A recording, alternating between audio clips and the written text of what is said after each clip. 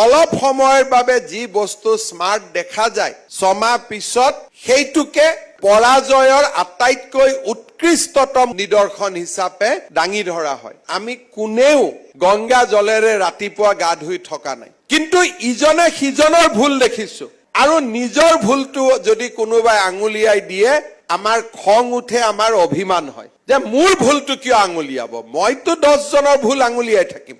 এই মানসিকতাৰে আমি আমাৰ ৰাজ্যখনক আগুৱাই লৈ যাব নোৱাৰো। আমাৰ বিবেক আৰু সুস্থ বিচাৰ ভংগীয়ে আমাৰ গতি নিৰ্ধাৰণ কৰে। প্ৰত্যেকটো গ্ৰুপৰ বাবে আমি 1,35,000 টকাকৈ নিৰ্দিষ্ট কৰিছো। মোক ইয়াতে বহুত লৰাই হোৱাটছআপ কৰি আছে, দাদা আমাৰ ভেটেনাৰী স্কিমটো কি হ'ল? ডেইলি হোৱাটছআপ, দাদা আমাৰ স্কিমটো কেতিয়া হ'ব? মই মাজে মাজে চিন্তা কৰো, জালুকবাৰীত কাম কৰা ল'ৰা ইমান আহি গ'ল নে? যদি সঁচাই আহি গ'ল খুব ভাল, কিন্তু টকা কেইটা বিনা পইচাত পাম সেইকাৰণে সোনকালে লাগে, তেতিয়া বেয়া। 10 টকা চৰকাৰৰ পৰা লৈ 10 টকা কেনেকে 100 টকা বনাব পাৰো সেইটো হ'ল এটা আত্মনিৰ্ভৰশীলতাৰ কৌশল। কিন্তু 10 টকাটো লৈ গৈ ঘূৰি যাওঁতে খাই বৈ খতম কৰি দিওঁ, সেইটো এটা ঋণাত্মক মানসিকতা। ঘৰত কণী দিয়া হাঁহটো এদিন ভোজ খাবৰ কাৰণে মাৰি পেলোৱা, পিছদিনাখনৰ পৰা কণী নোহোৱা হোৱা, ঠিক তেনেকে চৰকাৰৰ টকাটো লৈ দুদিনতে খাই পেলোৱা, একে কথা। মুখ্যমন্ত্ৰীৰ সমগ্ৰ গ্ৰাম্য উন্নয়ন যোজনাৰ অন্তৰ্গত অসম দুগ্ধ মাংস আৰু কণী অভিযান সমিতিৰ অধীনত জালুকবাৰী বিধানসভা সমষ্টিৰ পশুধন খণ্ডত প্ৰগতিশীল কৃষকৰ বাবে জীৱিকা আৰু নিয়োগ সৃষ্টিৰ উদ্দেশ্যে আৰম্ভ কৰা প্ৰকল্পটিৰ শুভ উদ্বোধন কৰিবলৈ পাই মই গৌৰৱ অনুভৱ কৰিছোঁ। লগতে মহাবাহু কৃষক উৎপাদন সমিতিক সমূহীয়া উন্নয়ন প্ৰকল্পৰ অধীনত উন্নত প্ৰযুক্তিৰ ধান মৰাণ যন্ত্ৰ এটাও আগবঢ়াবলৈ পাই মই সঁচাকৈয়ে আনন্দিত হৈছোঁ। মোক ইয়াতে বহুত লৰাই হোৱাটছআপ কৰি আছে, দাদা আমাৰ ভেটেনাৰী স্কিমটো কি হ'ল? যদি স্কিমৰ কাৰণে হোৱাটছআপ কৰিছে চব ঠিক আছে, কিন্তু টকা কেইটাৰ কাৰণে যদি হোৱাটছআপ কৰিছে যে সোনকালে টকা কেইটা পাই খাই পেলাব লাগে, সেই কথাটো আমি প্ৰথম বুজি পাব লাগিব। কোনে কোনে হোৱাটছআপ কৰি আছিল একেদিন? হাত উঠা। এইকেইদিনটো ডেইলি হোৱাটছআপ, দাদা আমাৰ স্কিমটো কেতিয়া হ'ব? মই মাজে মাজে চিন্তা কৰো, জালুকবাৰীত কাম কৰা ল'ৰা ইমান আহি গ'ল নে?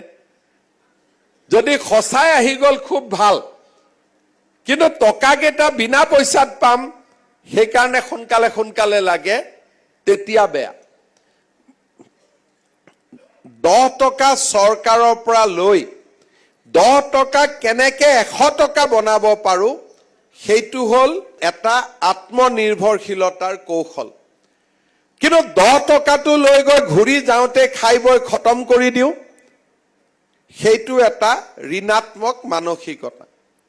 ঘৰত কণী দিয়া হাঁহটো এদিন ভোজ খাবৰ কাৰণে মাৰি পেলোৱা, পিছদিনাখনৰ পৰা কণী নোহোৱা হোৱা, ঠিক তেনেকে চৰকাৰৰ টকাটো লৈ দুদিনতে খাই পেলোৱা, একে কথা। কিন্তু তাৰ পৰিৱৰ্তে চৰকাৰৰ টকাটো কেনেকে 4 গুণ কৰিব পাৰি তাৰ বাবে প্ৰচেষ্টা চলোৱাটো আটাইতকৈ ডাঙৰ কথা। আজি আমাৰ জালুকবাৰী সমষ্টিৰ 890 জন যুৱক যুৱতী এই আঁচনিৰ পৰা সফল হ'ব। বেজেৰা উন্নয়ন খণ্ডৰ বেজেৰা, আগদলা, মান্দাকাটা, ধোপাতৰি আৰু ৰুদ্ৰেশ্বৰ পঞ্চায়তত এই প্ৰকল্প আমি সামৰি লৈছো। বেজেৰাত 20টা, আগদলাত 10টা, মান্দাকাটাত 21টা, ধোপাতৰিত 27টা, ৰুদ্ৰেশ্বৰত 11টা, টোটেল 890 গৰাকী যুৱক যুৱতী এই আঁচনিৰ জৰিয়তে উপকৃত হ'ব। এই প্ৰকল্পটোৰ অধীনত প্ৰত্যেকটো গ্ৰুপৰ বাবে আমি 1,35,000 টকাকৈ নিৰ্দিষ্ট কৰিছোঁ। চৰকাৰে 1,15,000 টকা আগবঢ়োৱাৰ বিপৰীতে হিতাধিকাৰীয়ে 20,000 টকা আগবঢ়াব লাগিব। মই ভাবোঁ যে এই পুঁজিৰে আমি যদি নিৰ্দিষ্ট কৰি দিয়া হিচাপে কাম কৰোঁ, এই 890 জন যুৱকে অনাগত দিনত আত্মনিৰ্ভৰশীলতাৰ এক নতুন বিপ্লৱ আমাৰ সমষ্টিটোতে নিৰ্মাণ কৰিব পাৰিব। কিন্তু 6 মাহ পিছত যেতিয়া মোক ডিচিয়ে ক'ব বা আন অফিচাৰসকলে ক'ব যে 890 জন ল'ৰাকটো টকা পইচা দিয়া হ'ল, কিন্তু ক'তো আমি কাম দেখিব পোৱা নাই, ভৱিষ্যতৰ বহুত প্ৰজন্মৰ আত্মনিৰ্ভৰশীলতাৰ ৰাস্তা আমি বন্ধ কৰি দিয়া হ'ব। এজন ল'ৰাই যেতিয়া বেংকৰ পৰা লোন লৈ লোনটো ঘূৰাই নিদিয়ে, কিছু দিনৰ বাবে ল'ৰাজনৰ মনত এনেকুৱা এটা ধাৰণাৰ সৃষ্টি হয় যে মোতকৈ স্মাৰ্ট কোনোৱে নাই, মই বেংককে ঠগাই দিলোঁ। সেইটো হ'ল খন্তেকীয়া। দুদিন পিছত লাহে লাহে আমি অনুভৱ কৰিম যে মই বেংকক ঠগাই দিয়াৰ বাবে এই সমগ্ৰ আঁচনিটোৱে বেংকে বন্ধ কৰি দিলে। মোৰ গাঁৱৰ আৰু 100 জন ল'ৰাৰ উপকৃত হোৱাৰ পথ মই বন্ধ কৰি দিলোঁ। অলপ সময়ৰ বাবে যি বস্তু স্মাৰ্ট দেখা যায়, 6 মাহ পিছত সেইটোকে পৰাজয়ৰ আটাইতকৈ উৎকৃষ্টতম নিদৰ্শন হিচাপে দাঙি ধৰা হয়। যেতিয়া বেংকক ফোন কৰা যায় যে আমাৰ ল'ৰাটোক লোন দিয়ক, তেতিয়া বেংকে কয় এই গাঁৱত লোন দিব ছাৰ, ভয় লাগে, আগত 10 জন ল'ৰাই লোন লৈ টকা ঘূৰাই দিয়া নাই। আমি টকা ঘূৰাই নিদিয়াৰ কাৰণে বেংকটো দেউলীয়া হৈ নাযায়, আমি টকা ঘূৰাই নিদিয়াৰ কাৰণে মোৰ ভাইটি আৰু মোৰ ভণ্টিৰ আত্মনিৰ্ভৰশীলতাৰ পথ ৰুদ্ধ হৈ যায়। আমি যেতিয়া প্ৰত্যেকটো কথাই ইতিবাচক দৃষ্টিভংগীৰে চিন্তা কৰিম, আমাৰ সমগ্ৰ পৃথিৱীখন সৰ্বাংগ সুন্দৰ হৈ পৰে। আৰু যেতিয়া আমি নেতিবাচক দৃষ্টিভংগীৰে কথাবোৰ চাওঁ, তেতিয়াই আমাৰ সমাজখনত হতাশা আহি পৰে। মই বহু ল'ৰা ছোৱালীক লগ পাওঁ, মোক কয় ছাৰ ট্ৰেজাৰীত দৰমহা ল'ব গৈছিলোঁ, ট্ৰেজাৰীত পইচা নিদিলে একো নহয়। দুদিন পিছত সেই ল'ৰাজনৰ বিপক্ষে ট্ৰেজাৰী অফিচাৰজনে আহি কয় PWDত কাম এটা কৰিব গৈছিলোঁ, টকা নিদিলে কাম নহয়। অৰ্থাৎ আমি সকলোৱে একেটা বেমাৰতে আমি আবদ্ধ হৈ আছো। খালি স্থানৰ পৰিৱৰ্তন, কালৰ পৰিৱৰ্তন। কেতিয়াবা ট্ৰেজাৰীত গৈ আমি ধাক্কা খাইছোঁ আৰু DC কোৰ্টত ট্ৰেজাৰী মানুহ আহিলে আমি ধাক্কা দিছোঁ। অৰ্থাৎ আমি কোনেও গংগা জলেৰে ৰাতিপুৱা গা ধুই থকা নাই, কিন্তু ইজনে সিজনৰ ভুল দেখিছোঁ। আৰু নিজৰ ভুলটো যদি কোনোবাই আঙুলিয়াই দিয়ে, আমাৰ খং উঠে, আমাৰ অভিমান হয় যে মোৰ ভুলটো কিয় আঙুলিয়াব, মইতো 10 জনৰ ভুল আঙুলিয়াই থাকিম, মোৰ ভুলটো কিয় আঙুলিয়াব।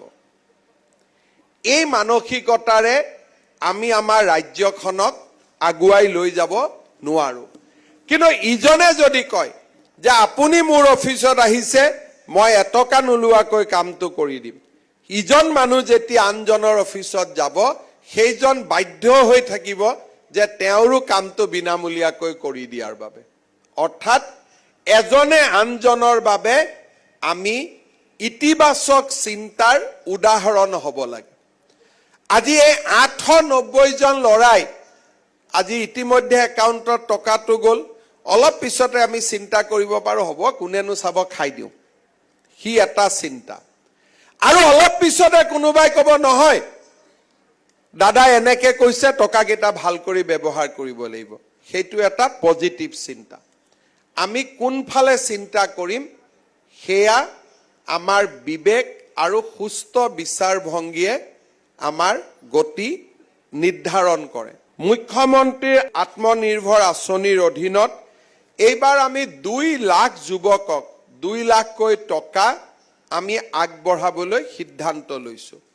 তাৰমানে কিমান টকা?